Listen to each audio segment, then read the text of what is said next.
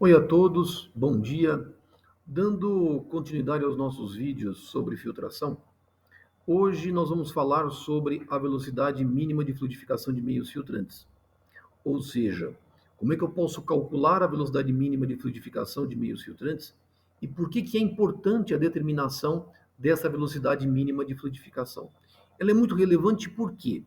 Porque nós sabemos que um filtro, numa estação de tratamento de água, ela tem dois modos de operação distintos. Um modo de operação filtração e um modo de operação em retrolavagem.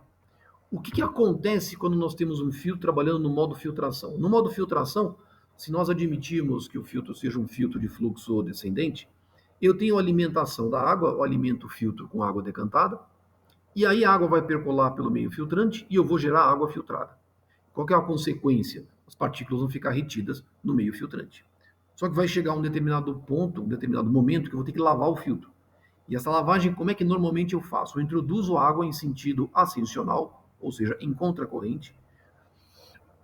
Né? Mais claramente, eu introduzo água de baixo para cima, ou seja, introduzo água de lavagem de tal forma que eu consiga lavar o meio filtrante, ou seja, retirar as impurezas que foram previamente separadas durante o processo de filtração. Então, o meu filtro, ele tem dois modos de operação distintos: modo filtração e modo lavagem. Pois bem, o que acontece quando eu introduzo uma vazão de retrolavagem no filtro? Ou seja, quando eu introduzo uma certa vazão num certo filtro que apresenta uma certa área A. Ora, vazão por área, isso me determina uma velocidade. Quando eu introduzo velocidade, vazão no filtro, quando eu vou lavar o filtro, esta vazão por esta área dá origem a um parâmetro que nós chamamos de velocidade ascensional. Por que a gente chama de velocidade ascensional? É para que nós saibamos que é uma velocidade, é uma vazão que está sendo aplicada em contracorrente no filtro. Ou seja, eu estou aplicando uma certa vazão por uma certa área, isso me gera uma velocidade, essa velocidade é chamada de velocidade ascensional. O que acontece? Vamos tentar apresentar o comportamento do meio filtrante em função desta velocidade ascensional. Primeiro parâmetro relevante, a perda de carga. Se a gente colocar no gráfico a variação da perda de carga no meio filtrante, em função desta velocidade ascensional, o que vai acontecer? Vai existir um intervalo de velocidade ascensional em que a variação da perda de carga ela vai ser linear ao longo do filtro. Ela vai ser linear, ela vai variar linearmente de acordo com a velocidade ascensional. Ou seja, dado um filtro, eu aplico uma certa velocidade ascensional e o que vai acontecer com a perda de carga? Ela vai tender a variar linearmente. Nesta condição, o meu filtrante ele está fixo. Mas, a partir de um certo valor de velocidade ascensional, o que acontece com o meio filtrante? Ele começa a se expandir. Quando o meio filtrante se expande, quanto vale a perda de carga? Ela é constante. Ela é constante. Ela independe desta velocidade ascensional. Ela independe. Eu já mostrei, já em vídeos anteriores, formas de nós calcularmos a perda de carga para meio filtrante fixo e perda de carga para meio filtrantes expandidos. Se porventura vocês tiverem alguma dúvida, de qualquer forma eu vou colocar na descrição desse vídeo os links. Vocês podem assistir esses vídeos onde eu faço a demonstração de expressões que me permitem calcular a perda de carga para meio filtrante fixo e a perda de carga para meio filtrante expandido. Portanto, eu tenho duas condições distintas. Para meio filtrante fixo, a perda de carga varia linearmente com a velocidade ascensional. E para meio filtrante expandido, a perda de carga ela é constante e independe desta velocidade ascensional. Esse gráfico mostra um comportamento real de um filtro quando submetido a diferentes valores de velocidade ascensional. E o que acontece com a perda de carga? Então, o que acontece? Velocidade ascensional até um determinado valor, a perda de carga varia linearmente no filtro. Acima de um determinado valor, o meu filtrante começa a expandir, a perda de carga é constante. Ou seja, o que acontece com o filtro, se a gente agora observar conjuntamente perda de carga e expansão? Bom, a gente viu, a perda de carga varia no filtro em função desta velocidade ascensional. Para meio filtrante fixo, variação linear. Meio filtrante expandido, perda de carga constante. E o que acontece com a altura do meio filtrante nessa condição? Ora, se o meio filtrante é fixo, até um determinado valor de velocidade ascensional, que nós vamos chamar de velocidade mínima de fluidificação, o que acontece? A altura, ela permanece invariável, ela não muda. Acima desta velocidade mínima de fluidificação, se eu aumentar essa velocidade acima de um valor dessa velocidade mínima de fluidificação, o que acontece? O meu filtrante expande. Ou seja, o filtro vai aumentar, a altura do filtro vai aumentar. Aumenta por quê? Porque aqui o meu filtrante está expandido. Então, esta transição, onde eu tenho o meu filtrante fixo para o meu filtrante expandido, esse ponto particular nós chamamos de velocidade mínima de fluidificação. Nesta condição de velocidade mínima de fluidificação, o meio filtrante não expandiu. Ele não expandiu. Ele está na iminência de expandir. Ele está na iminência, ele não expandiu ainda. Ele está na iminência de expandir. Por isso que a gente chama de velocidade mínima de fluidificação. E por que acontece? Por que é tão importante nós calcularmos esta velocidade mínima de fluidificação? Bom, na grande maioria dos métodos de lavagem, a gente precisa sempre expandir o meio filtrante. Por que eu preciso expandir meio filtrante? Porque normalmente a gente garante uma expansão do meio filtrante em torno de 20 a 30%, de tal forma que a gente consiga expulsar os sólidos que tenham sido previamente capturados durante o processo de filtração. Normalmente a gente expande o filtro de 20 a 30% e a gente trabalha com uma certa velocidade ascensional que normalmente está acima dessa velocidade mínima de fluidificação. Normalmente não, ela tem que estar, senão o meio filtrante não expande. Mas existem algumas condições onde eu preciso determinar essa velocidade mínima de fluidificação. Por quê? Porque hoje um dos métodos mais comuns de lavagem de filtros é sempre uma combinação de lavagem com ar e água. Qual que é o método mais comum que nós temos? É nós lavarmos o filtro com ar, seguido de água em contracorrente. É o primeiro método. O que eu faço nesse método? Eu lavo o filtro com ar durante 2 a 4 minutos.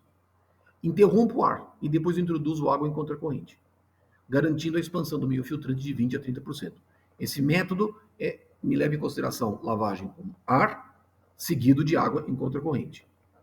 Segundo método, é uma variante do método de lavagem com ar e água. Eu lavo com ar conjuntamente com água, ar e água juntos, e depois eu introduzo água em contracorrente. Esse método, como é que eu faço? Eu introduzo ar e água conjuntamente durante um tempo. Esse tempo é da ordem de 2 a 4 minutos. Só que esta introdução de água eu faço de tal forma que a minha velocidade ascensional seja menor do que esta velocidade mínima de fluidificação. Ela tem que ser menor, da ordem de 40 a 50%. Depois o que eu faço? Eu interrompo o ar. E aí eu aumento a minha velocidade ascensional. Aumento de tal forma a garantir a expansão do meio filtrante de 20 a 30%. Só que como essa velocidade ascensional, nesta primeira fase da lavagem, ela é proporcional a essa velocidade mínima de fluidificação, eu tenho que conhecer essa grandeza. Eu tenho que saber quanto vale. Quanto vale esta velocidade mínima de fluidificação? Eu tenho que calcular. Então eu preciso conhecer. Como é que eu calculo essa velocidade mínima de fluidificação? Aqui eu vou utilizar o seguinte conceito. Quando eu tenho o meio filtrante operando nessa condição de velocidade mínima de fluidificação, eu tenho um meio filtrante que, em tese, ele é fixo. Ele não expandiu. Mas como ele está na iminência de expandir, a perda de carga ela é igual ao meio filtrante expandido. Então, o que, na verdade, esse ponto tem de particular? A velocidade mínima de fluidificação ela tem a seguinte característica. A perda de carga é igual ao meio filtrante fixo, mas tem que ser igual também ao meio filtrante expandido. Bom, eu vou utilizar a fórmula de Ergon para calcular a perda de carga no meio filtrante limpo, meio filtrante fixo. Eu já mostrei a origem desta expressão. Essa expressão me permite calcular a perda de carga no meio filtrante fixo. Então, o que eu vou fazer? Eu vou utilizar essa expressão. Eu tenho essa perda de carga para o meio filtrante fixo. Vê se eu coloco aqui. Acho que ajuda, né?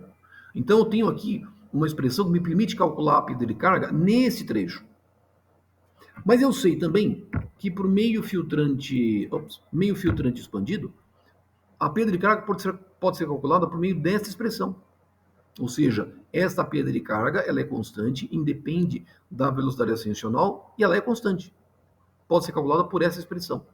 Também já demonstramos a origem dessa expressão.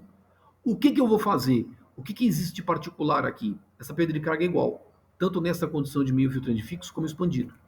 Então, o que eu vou fazer? Eu vou pegar... agora eu posso colocar aqui é melhor.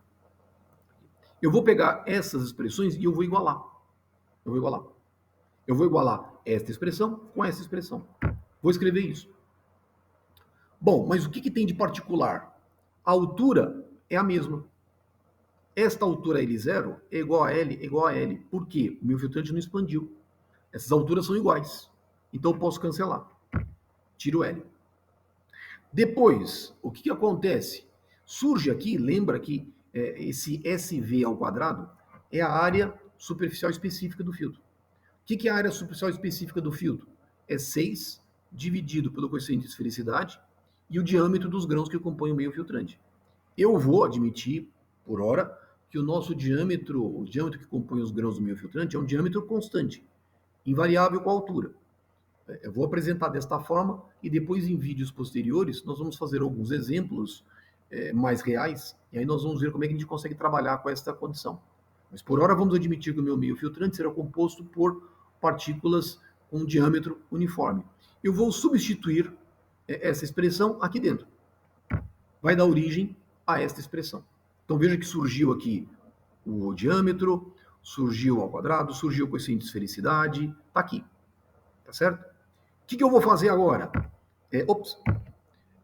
Esse 1 menos ε0, veja que aparece 1 menos ε0 aqui, 1 menos ε0 aqui ao quadrado, 1 menos ε0, eu vou cortar, vou simplificar. E aí, vou cortar, vai dar origem a esta expressão. Tá certo? Aí, qual que é a proposta desta expressão? O desenvolvimento dessa expressão que me permite tentar calcular essa velocidade mínima de fluidificação, ela foi proposta por dois pesquisadores, Yen e Yu, e que depois foi adaptada para a engenharia sanitária e ambiental por um conjunto de pesquisadores, mais fortemente Clisby e colaboradores. Eu vou colocar a referência no final desse vídeo, eu vou colocar a referência do trabalho do artigo original que deu origem a esse método para cálculo da velocidade mínima de fluidificação. Então, o que acontece? O que é esse V? Esse V é uma velocidade particular. Por que é uma velocidade particular? É uma velocidade onde eu tenho a perda de carga para meio filtrante fixo igual à perda de carga do meio filtrante expandido. Essa velocidade eu vou chamar de velocidade mínima de fluidificação. Ou seja, ela é uma velocidade particular. E, na verdade, é ela que eu quero calcular. É essa que eu quero determinar. Bom, aqui é apenas uma questão de nomenclatura, de tal forma que a gente possa garantir, olha, é uma velocidade particular. Está aqui. Agora, o que eu vou fazer? Qual que é a minha lógica? Qual que é o meu conceito? Surge aqui nessa expressão 1 menos ε0, ε0 ao cubo, coeficiente de esfericidade ao quadrado. Aqui nesse termo surge 1 menos ε0 ao cubo, coeficiente de esfericidade. O que o Yen e o Yu perceberam? Que para a grande maioria dos meios filtrantes, o ε0 e o coeficiente de esfericidade, ele de uma certa forma eles se relacionam. Ele observou que esta grandeza era proporcional a 11 e que essa grandeza era proporcional a 14. Então, o que ele fez? Ele tirou esse termo daqui e substituiu por 11 e 14. Ou seja, ele tirou da expressão o coeficiente de esfericidade e a porosidade do meio filtrante. Segundo ponto, o que ele fez? Ele introduziu números adimensionais. Ao invés de trabalhar com velocidade mínima de fluidificação para tornar a expressão mais simples, ele transformou num número de Reynolds. Por que Reynolds? Porque é um número adimensional. Ou seja, o que é o número de Reynolds? É uma velocidade vezes um diâmetro, dividido por um coeficiente de viscosidade cinemática do fluido, que é μ sobre ρ. Então, o que ele fez? Ele adimensionalizou esta expressão. Então, ele colocou essa expressão em função do número de Reynolds, e aí tudo que sobrou, excetuando-se esse termo, que é igual a 11, que é igual a 14, ele substituiu, criou um outro número adimensional que ele chamou de número de Galileu. E aí ele trabalhou essa expressão e deu origem a esta expressão, que é muito mais simples. Ou seja, ele gerou desta expressão ele gerou esta. Por quê? Porque observa o seguinte, vamos voltar, isso aqui é uma equação de segundo grau. E aí, a solução desta equação é uma das raízes desta equação, que vai me permitir calcular esta velocidade mínima de fluidificação. Só que ele colocou em termos de número de Reynolds. É uma equação de segundo grau. E aí eu posso calcular as raízes e resolver. E aí a solução qual que é? Esse número de Reynolds de mínima fluidificação, ela é igual a esta expressão, e proporcional a quem é o número de Galileu. O que é o número de Galileu? Está aqui. O que é o número de Reynolds? Está aqui. Pronto, a equação está fácil. Então, eu vou agora mostrar para vocês um exemplo de como é que eu posso calcular essa velocidade mínima de fluidificação. Aqui é um exemplo mais para a gente entender a técnica. Depois eu vou apresentar outros exemplos que me traduzem o comportamento de um meio filtrante real. Aqui eu vou admitir meio filtrante, areia. Altura, 80 centímetros. Altura, 80 centímetros. Embora não seja um parâmetro relevante, mas vamos admitir um meio filtrante com areia, com altura de 80 centímetros, diâmetro das partículas 0,8 milímetros, massa específica da areia 2.650 kg por metro cúbico. Vamos admitir um coeficiente de porosidade de 0,45, um coeficiente de esfericidade de 0,80. Também não preciso dessas grandezas. Por quê? Porque elas foram associadas veja que eu juntei porosidade e juntei coeficiente de esfericidade em dois números que eram proporcionais a 11 e 14. Mas eu vou colocar aqui de forma geral para a gente saber que são valores típicos de meios filtrantes, especificamente da areia. Temperatura da água, 20 graus Celsius. E aí eu tenho os meus propriedades físicas do fluido, a massa específica e o meu coeficiente de viscosidade dinâmica do fluido, 1,01 vezes 10 a menos 3 newtons vezes segundo por metro quadrado. Eu quero calcular essa velocidade mínima de fluidificação. Vamos admitir que o meu filtrante seja simples, camada simples e uniforme, ou seja, o diâmetro não varia com altura, diâmetro constante, meio uniforme. Bom, qual é a sequência de cálculo? Bom, número de Galileu. O número de Galileu só depende do diâmetro das partículas. Então, o que eu vou fazer primeiro? Calcular o número de Galileu, porque é só a função do diâmetro. Calculado o número de Galileu, eu calculo o número de Reynolds, por intermédio dessa expressão. Ora, se eu tenho o número de Reynolds, quem que eu calculo? A minha velocidade mínima de fluidificação, porque ela é função do número de Reynolds e o diâmetro dos grãos que compõem o meio filtrante. Portanto, ele é muito simples. A técnica é muito simples. Bom, vamos fazer os cálculos. Primeiro, número de Galileu. Massa específica da água, 998,2 kg por metro cúbico. Diâmetro das partículas, meio filtrante uniforme, 0,8 vezes 10 a menos 3 metros, elevado ao cubo. Massa específica dos sólidos, ou das partículas, da areia, menos a massa específica da água, vezes o G. E o coeficiente de viscosidade dinâmica do fluido ao quadrado. Se você fizer essa conta, você vai obter um número aproximadamente igual a 8.118,4. É um número adimensional, não tem unidade. Calculei Galileu, o que eu faço agora? Calculo o número de Reynolds, está aqui. Bom, Galileu está calculado, está aqui. Se você fizer essa conta, o teu número de Reynolds vai ser igual a aproximadamente 4,6. 4,600. Se eu tenho o número de Reynolds, o que eu faço agora? Vou calcular a minha velocidade mínima de fluidificação. O Reynolds eu tenho, o diâmetro dos grãos eu tenho, e os índices físicos, os parâmetros físicos, as propriedades físicas do fluido eu também tenho. Esta velocidade mínima de fluidificação, calculada, é igual a 5,818 vezes 10 a menos 3 metros por segundo. Cuidado com as unidades. O número de Reynolds é um número adimensional, mas as unidades precisam ser coerentes.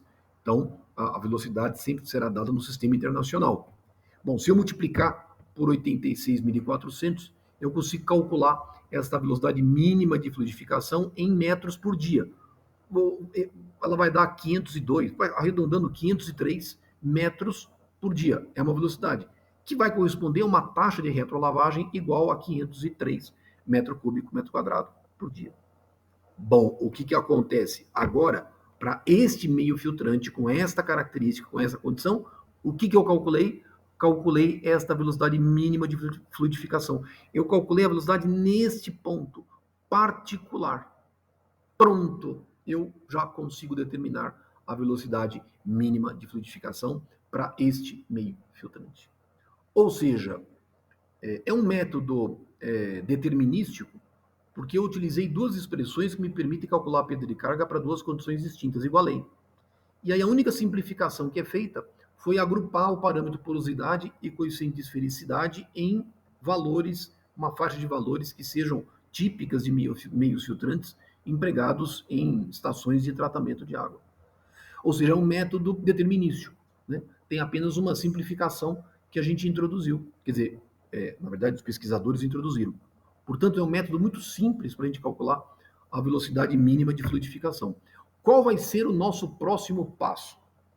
Depois eu vou produzir um conjunto de vídeos, 2 ou 3 vídeos, onde nós vamos agora utilizar meios filtrantes reais e nós vamos calcular esta velocidade mínima de fluidificação. O que nós temos como consequência para meios filtrantes reais? Primeiro, o nosso diâmetro não é constante. O diâmetro varia com a altura. Segundo ponto, muitas vezes os nossos meios filtrantes são meios filtrantes compostos por dois materiais. Como é que eu faço? Então eu preciso agora buscar fazer adaptações nesta metodologia de tal forma que nós consigamos calcular esta velocidade mínima de fluidificação para meios filtrantes desuniformes, que é a nossa realidade em filtros em estações de tratamento de água, e para filtros, por exemplo, do tipo dupla camada areia antracita. Vou apresentar isso posteriormente em dois filtros, em dois exemplos posteriores. O artigo que eu comentei com vocês, a referência principal, né, quem propôs este método para cálculo de velocidade mínima de fluidificação, aonde igualou-se a perda de carga do meio filtrante fixo para o meio filtrante expandido, foi Yen Yu. É um artigo de 1966.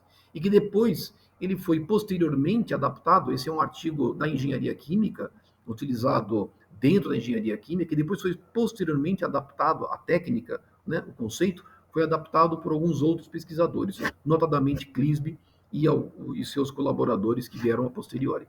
Então, esta é a referência desse vídeo, o mais importante.